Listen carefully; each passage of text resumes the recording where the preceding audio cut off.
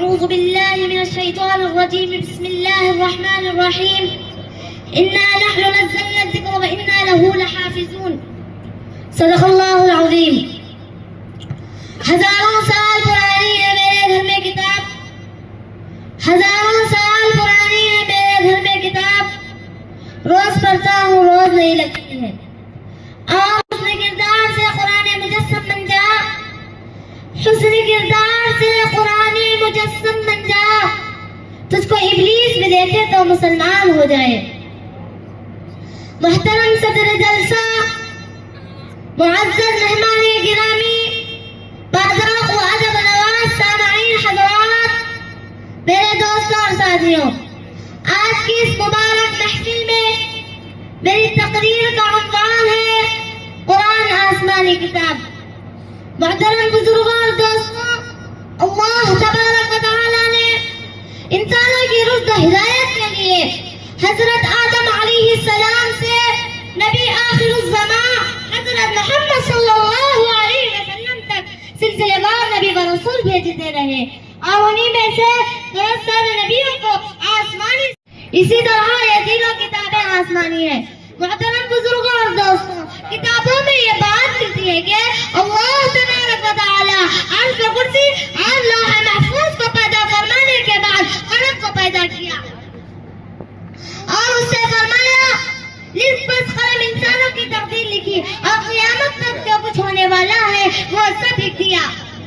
اسی طرح تورات، زبور، انجیل کو بھی قلم نے لکھ دیا. اس کا مطلب صاف ہے کہ قلم لکھنے سے پہلے وجود نہیں تھا، لکھنے کے بعد وجود میں آئے، اور جو سے عدم سے وجود میں آئے وہ مخلوق ہے. اس طرح یہ زمین، وہ آسمان، چاند، سورج، لوح و قلم، عرش و کرسی، جنت، جہنم، حور، غلامان، فرشتے و انسان، جنات، سب کے سب مخلوق ہے،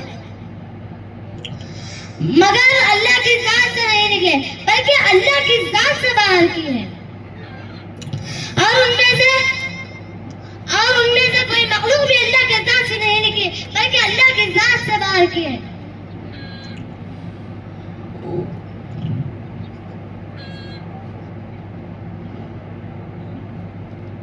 اللہ کی ذات سے باہر کی ہے.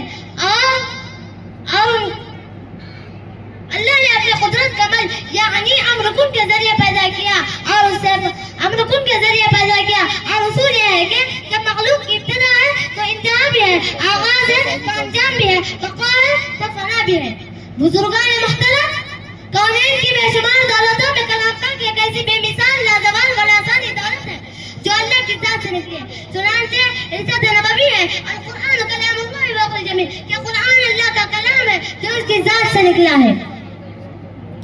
چنانچہ کلام خداوندی مخلوق نہیں بلکہ اللہ کی صفت اور اس کا سب سے بڑا رتبہ و عطیہ جو بلا واسطہ اللہ کے اندر سے نکل کر آیا ہے، جو آج مسلمانوں کے ہاتھوں میں موجود ہے. حقیقت یہ ہے کہ جب اللہ پاک نے اس کی تلاوت فرمائی تو وہ کلام الہی بن گیا.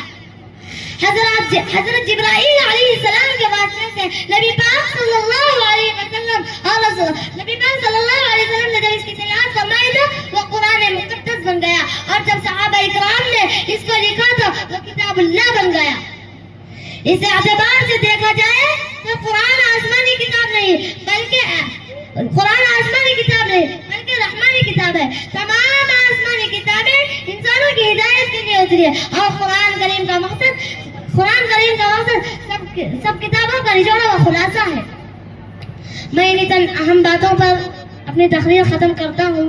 وآخر الدعوانا ان الحمد للہ رب العالمین.